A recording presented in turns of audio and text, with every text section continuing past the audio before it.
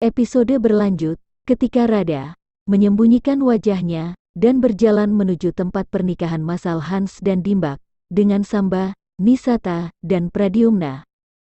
Samba mengatakan kalau ayah akan marah jika dia tahu bahwa dia datang ke sini. Dia mengatakan kalau mereka tidak akan membiarkan dia tahu tentang hal ini. Dia mencapai tempat tersebut dan melihat Dimbak melakukan pernikahan paksa pemuda dan memperingatkannya untuk berhenti.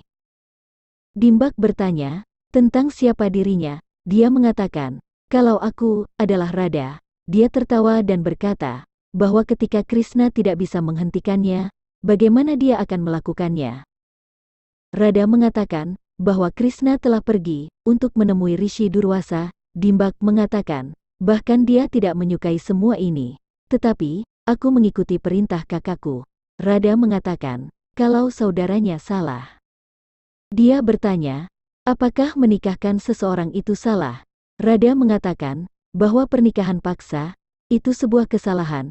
Dia bertanya, tetapi, mengapa para pemuda tidak menentang? Radha mengatakan, kalau mereka takut akan hidup. Dia marah dan memperingatkannya untuk tidak ikut campur. Di sisi lain, Krishna dan Balram mengunjungi Rishi Durwasa. Durwasa mengatakan, kalau dia senang melihat mereka menghormati perintahnya dengan datang ke sini dan menginformasikan tentang kesalahan Hans dan Dimbak. Krishna bertanya, mengapa kau mundur dari mengutuk mereka? Durwasa berdiri dengan marah. Balram takut kalau dia akan mengutuk mereka. Durwasa membawa Krishna ke dalam gubuknya dan berlutut dengan mengatakan bahwa dia memahami dilemanya dan mengungkapkan bahwa ketika dia menanyai Hans, dia berkata ketika yogi terbesar di alam semesta dapat menikah, mengapa yogi lain tidak menikah, dan dia tidak bisa mengutuk Hans karena anugerah Mahadewa. Krishna menggambarkan kisah raja tanpa anak yang bernama Brahmadut yang berdoa kepada Mahadewa untuk anak seperti dia. Mahadewa memberkatinya, dan pada waktu itulah Hans dan Dimbak terlahir. Hans dan Dimbak pun mendoakan Mahadewa dan mendapatkan banyak anugerah darinya, dan sudah memulai perilaku keji mereka.